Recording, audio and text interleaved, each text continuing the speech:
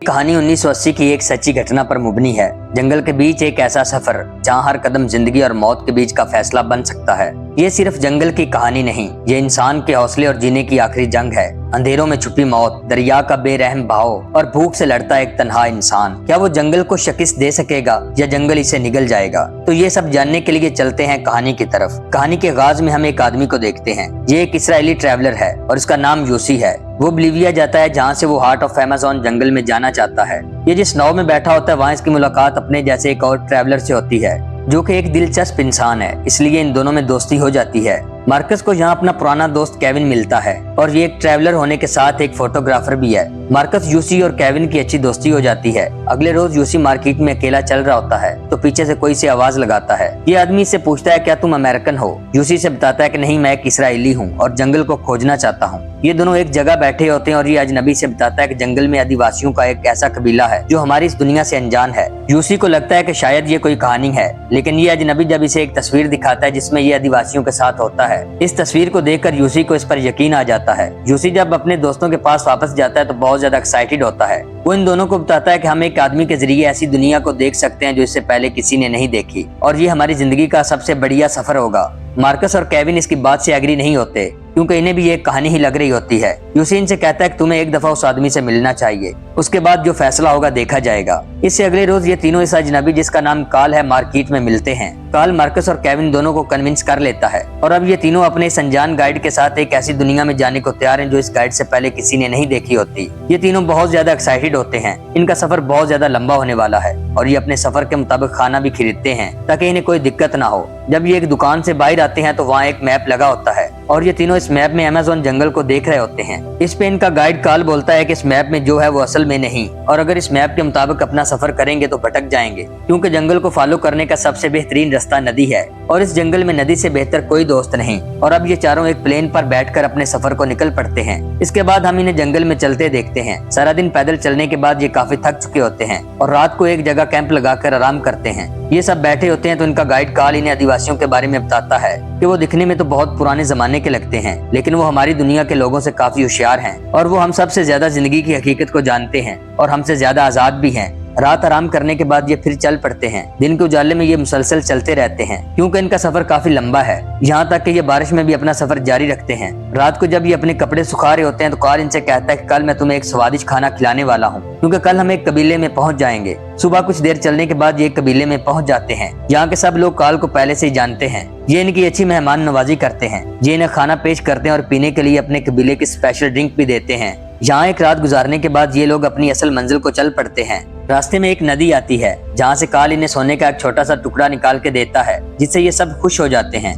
और इन्हें काल पर मुकम्मल यकीन हो जाता है कि वो बिल्कुल सच्चा है क्योंकि इससे पहले इन्हें काल पर शक था कि वो आदिवासियों के बारे में एक कहानी सुना रहा है। लेकिन ये सब इस बात से अनजान होते हैं कि इनका ये सफर किस कदर मुश्किल होने वाला है। इन्हें जंगल में चलते हुए काफी दिन हो चुके हैं लेकिन इनका सफर अभी भी बहुत ज्यादा बाकी होता है। यहाँ एक समस्या पैदा हो जाती है कि मुसलसल चलने की वजह से मार्कस के पैर खराब हो जाते हैं और वो चलने के काबिल नहीं होता, इसलिए इन्हें रुकना पड़ता है और इससे इनका एडवेंचर मदम पड़ जाता है। इनका गाइड काल इनसे कहता है कि आदिवासियों का कबीला यहाँ से 3 या 4 दिनों की दूरी पर है। तुम यहाँ मार्कस के पास रुक के इसका ख्याल रखो और मैं तुमसे पहले वहाँ जाकर कुछ लोगों को ले आता हूँ ताकि वो तुम्हारी मदद कर सकें। केविन नहीं मानता और कहता है कि हम इस घने जंगल से अनजान हैं और तुम यूं हमें अकेला छोड़कर कहीं नहीं जा सकते। केविन कहता है कि हम आगे बढ़ने के लिए एक नाव बनाएंगे और इससे हमारा सफर भी आसान रहेगा। काल इस बात से सहमत नहीं होता क्योंकि उसे पता है कि नदी का बहाव काफी खतरनाक है। ये तीनों नाव बनाने के हक में होते हैं, इसलिए काल को भी इनकी बात मानना पड़ती है। ये सब जंगल से लकड़ियां काटकर एक नाव बनाते हैं। इसमें इनका काफी वक्त लगता है। नाव जब तैयार हो जाती है तो ये अपना सामान इस पे रख के सफर को निकल पड़ते हैं।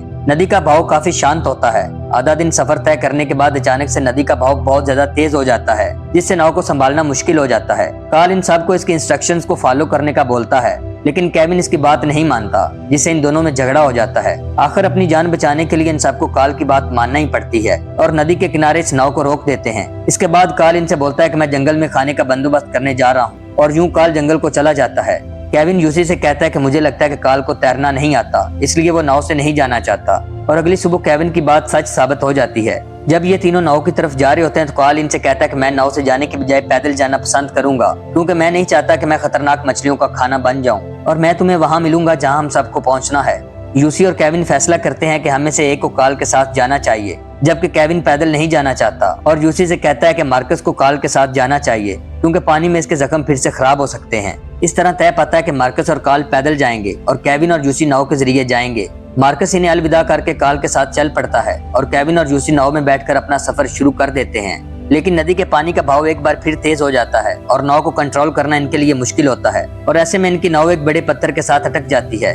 पानी का बहाव बहुत ज्यादा तेज होता है और ये अपनी नाव को छोड़ नहीं सकते क्योंकि इनका सामान भी इसी के साथ बंधा होता है। केविन यूसी से बोलता है कि मैं किसी तरह किनारे तक पहुंचता हूं और उसके बाद तुम्हें भी किसी तरह खींच लूंगा, तब तक तुम इस नाव को पकड़े रहना। केविन बड़ी मुश्किल से किनारे तक जाने में कामयाब हो जाता है, लेकिन इसी दौरान अचानक से पानी का बहाव और ज्यादा तेज हो जाता है और यूसी नाव के साथ पानी में बह जाता है। बहाव इस कदर तेज होता है कि केविन चाहकर भी इसको बचा नहीं सकता, जबकि यूसी पानी में बहता हुआ केविन से बहुत दूर आ चुका होता है। वो एक पत्थर का सहारा लेकर नदी के किनारे तक पहुंचता है, लेकिन उसे इस बात का पता नहीं कि वो इस वक्त कहाँ है। वो इस जंगल में अब अकेला है, इसके पास न खाने का सामान है और न ही रास्ते का पता है। रात होने पे बारिश होने लगती है और यूसी एक चट्टान के नीचे बैठकर रात गुजारता है। जब सुबह होती है तो इसे कुछ शोर सुनाई देता है। जब वो नदी में देखता है तो इसका बैग बहता हुआ यहाँ तक आ पहुँचता है, जिसके साथ 2 बर्तन बंधे होते हैं। यूसी नदी में कूदकर अपने बैग को हासिल कर लेता है, जिसमें इसका जरूरी सामान रखा होता है। यूसी एक एनर्जी की टैबलेट लेता है और अपने बैग को साथ लेकर केविन को तलाश करने निकल पड़ता है। वो चारों तरफ से आवाज लगाता है, लेकिन कहीं से कोई जवाब नहीं आता। सबसे बड़ी समस्या ये होती है कि उसे सही दिशा का पता नहीं होता। और इसी दौरान एक बार फिर से बारिश होने लगती है और वो थक हार कर बैठ जाता है क्योंकि वो नहीं जानता कि उसे क्या करना है, लेकिन वो इस सब सिचुएशन में शांति से काम लेता है। अगली सुबह वो अपने बैग से एक मैप निकालता है और उस जगह निशान लगाता है जहाँ उसे जाना है, क्योंकि यूसी जानता है कि इस जगह पहुंचकर उसे मदद मिल जाएगी। यूसी के लिए एक बड़ी परेशानी भूख भी होती है और जो खाना था वो नदी में बह चुका होता है। उसे एक पेड़ पर कुछ फल दिखाई देते हैं, लेकिन वो जैसे ही पेड़ पर चढ़ता है तो वहाँ एक सांप बैठा होता है, जिससे घबराकर वो नीचे गिर जाता है। लेकिन भूख से मजबूर होकर वो एक बार फिर कोशिश करता है और सांप को नीचे फेंककर उसे खत्म कर देता है। यूसी को इस जंगल में अकेले 6 दिन हो चुके होते हैं और वो रात को कहीं भी पत्ते बिछाकर सो जाता है। इस अकेलेपन में हर दिन और हर रात उसके लिए मुश्किल है। एक रात जब वो सो रहा होता है तो उसे एक आवाज आती है, जिससे वो समझता है कि केविन कहीं आसपास ही है और वो केविन को आवाजें लगाना शुरू कर देता है। इसी बीच वो मार्कस को अपने सामने खड़ा देखता है, लेकिन जब वो टॉर्च चलाकर देखता है तो वहाँ कोई नहीं होता। असल में अकेलेपन और भूख की वजह से उसे वहम की बीमारी हो जाती है। यूसी जब सोने लगता है तो एक बार फिर झाड़ियों में किसी चीज के चलने का शोर आता है। वो जब गौर से देखता है तो एक जैगवार उसकी तरफ बढ़ रहा होता है। उसके पास एक लाइटर और स्प्रे होता है, जिससे वो आग का शोला भड़काता है, जिसे देखकर जैगवार भाग जाता है। यूसी जब सुबह उठता है तो अपने आसपास जहरीले कीड़े मकोड़ों को देखता है और इस तरह एक खतरनाक इंसेक्ट उसकी स्किन में घुस जाता है और वहाँ से उसकी स्किन फूल जाती है। यूसी को इसकी बहुत ज्यादा तकलीफ होती है और वो अपनी स्किन को चीरकर इस कीड़े को निकालता है, जिससे उसे काफी सुकून मिलता है। यूसी काफी थका हुआ है और उसके पास खाने को कुछ भी नहीं। अपना सफर जारी रखने के लिए उसे एनर्जी की जरूरत है। रास्ते में उसे कई परिंदे के अंडे मिलते हैं, जिन्हें खाकर वो कुछ देर के लिए अपना गुजारा करता है। यूसी को जंगल में रहकर जिंदगी की अहमियत का एहसास होता है और इस अकेलेपन में वो बेबसी का दर्द महसूस कर रहा होता है। वो जब चलते हुए काफी आगे जाता है तो वहाँ उसे इंसानों का छोड़ा हुआ सामान मिलता है, लेकिन आसपास कोई इंसान नजर नहीं आता और ये देखकर वो और ज्यादा मायूस हो जाता है। काफी ज्यादा चलने की वजह से यूसी के पैर खराब हो जाते हैं। जब वो अपने जूते और सॉक्स निकाल कर देखता है तो उस वक्त उसे मार्कस की तकलीफ का एहसास होता है और इस तरह यूसी खुद को बुज़दिल कहता है और मार्कस से सॉरी बोलता है और खुद से कहता है कि काश मैंने उस वक्त मार्कस की तकलीफ को समझा होता। इससे अगले रोज हम यूसी को फिर से अपना सफर शुरू करते देखते हैं। अचानक से उसे किसी इंसान के जूते का निशान मिलता है, जिसे देखकर वो बहुत ज्यादा खुश हो जाता है और उसे लगता है कि कहीं आसपास कोई इंसान जरूर होगा। लेकिन जब उसकी नजर पास पड़े अंडों पर पड़ती है तो वो समझ जाता है कि वो घूमकर उसी जगह आ चुका है जहाँ से एक दिन पहले वो चला था। यूसी को बहुत ज्यादा गुस्सा आता है और वो जोर जोर से चिल्लाने लगता है, लेकिन इस बार मायूस होने की बजाय वो अपने इरादे को मजबूत करता है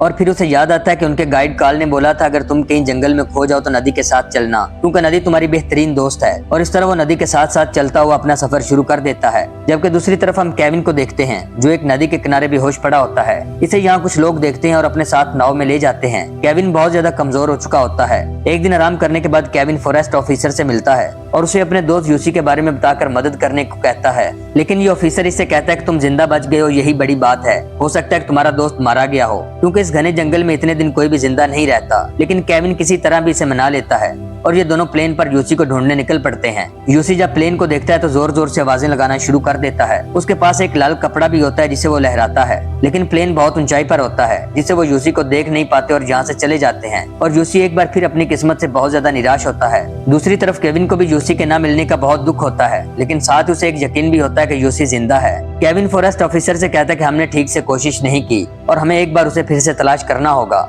लेकिन ये ऑफिसर इनकार कर देता और एक बोट वाले की तरफ इशारा करके कहता है है कि तुम्हारी मदद अब वही कर सकता है। केविन जब इस बोट वाले से मदद करने का बोलता है तो ये भी मना कर देता है। केविन इसे कहता है कि मैंने आज तक किसी की विनती नहीं की, लेकिन तुमसे अपने दोस्त को ढूंढने के लिए भीख मांगता हूँ। इस बोट वाले को केविन का सच्चा जज्बा देकर इस पर दया आ जाती है और इसकी मदद करने को तैयार हो जाता है। इसके बाद हम यूसी को देखते हैं जो पूरी तरह से टूट चुका है। जब उसकी उम्मीद बिल्कुल टूट जाती है तो वो जंगल में एक आदिवासी लड़की को देखकर हैरान हो जाता है, क्योंकि 17 दिनों बाद उसने एक इंसान को देखा है, लेकिन ये लड़की इसकी जुबान नहीं समझती और ना ही यूसी जानता है कि इससे बात कैसे करे। यूसी जब इसकी तरफ बढ़ता है तो ये लड़की डर जाती है। यूसी इसे समझाने की कोशिश करता है कि तुम्हें मुझसे डरने की जरूरत नहीं, क्योंकि मैं तुम्हारी रक्षा करूंगा। रात को सोने के लिए वो इसे अपना कंबल भी देता है, लेकिन खुद इससे दूर होकर बैठ जाता है। इससे लड़की को यूसी पर विश्वास हो जाता है कि उसे इस आदमी से कोई खतरा नहीं। अगली सुबह यूसी इसके साथ अपने सफर पे निकल पड़ता है। वो इससे बहुत ज्यादा बातें करता है, लेकिन लड़की इसकी किसी बात को नहीं समझती। यूसी अब मुतमईन है कि कोई तो उसके साथ है। सारा दिन चलने के बाद ये दोनों रात को एक जगह रुकते हैं और सोने की तैयारी करते हैं। यूसी से कहता है कि आज रात तुम्हें मेरे साथ सोना होगा, क्योंकि मुझे बहुत ठंड लग रही है और तुम्हारे शरीर से मेरा टेम्परेचर बेहतर रहेगा।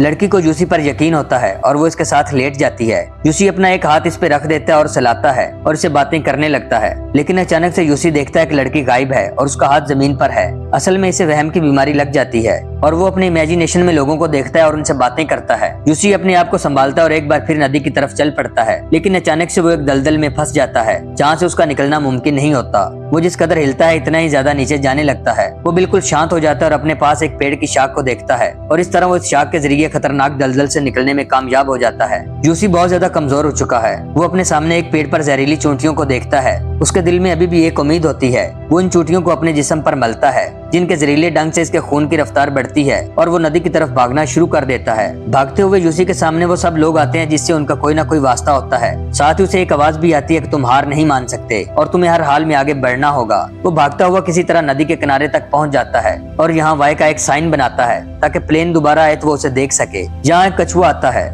यूसी को बहुत भूख लगी होती है। वो इसे जैसे ही मारने लगता है तो उसे इस कछुए पर दया आ जाती है और यूसी इस कछुए को ये कहकर छोड़ देता है कि तुम्हें अभी जिंदा रहना होगा। इससे अगले रोज हम केविन को बोट वाले के साथ देखते हैं, जो यूसी को ढूंढते हुए वहाँ पहुँच जाते हैं जहाँ यूसी ने वाई का साइन बनाया था। केविन यूसी को अपने चारों तरफ देखता है, लेकिन वो उसे कहीं नजर नहीं आता। इस पे बोट वाला केविन से कहता है कि हम इससे आगे नहीं जा सकते और तुमने अपनी तरफ से बहुत कोशिश की और इससे तुम्हें कोई पछतावा नहीं रहेगा कि तुमने कोशिश की थी। जब ये दोनों बोट पर बैठकर वापस जाने लगते हैं तभी यूसी को बोट के इंजन की आवाज आती है और वो अपनी नींद से जाग जाता है। यूसी में इतनी हिम्मत नहीं होती कि वो इनको आवाज लगा सके। वो बड़ी मुश्किल से खड़ा होता है, लेकिन तब तक बोट इससे कुछ दूर जा चुकी होती है। यूसी एक बार फिर अपनी उम्मीद को टूटते हुए देख रहा होता है तो अचानक से केविन की नजर यूसी पर पड़ती है और वो चिल्ला उठता है। ये बोट को इसके पास लाते हैं और अपने साथ बिठाकर उस जगह ले जाते हैं जहाँ इंसान होते हैं, जहाँ के लोग यूसी को इस हाल में जिंदा देखकर हैरान हो जाते हैं और इस तरह यूसी को एक नई जिंदगी मिलती है। दोस्तों, आपको आज की कहानी पसंद आई हो तो लाइक और सब्सक्राइब कर दें।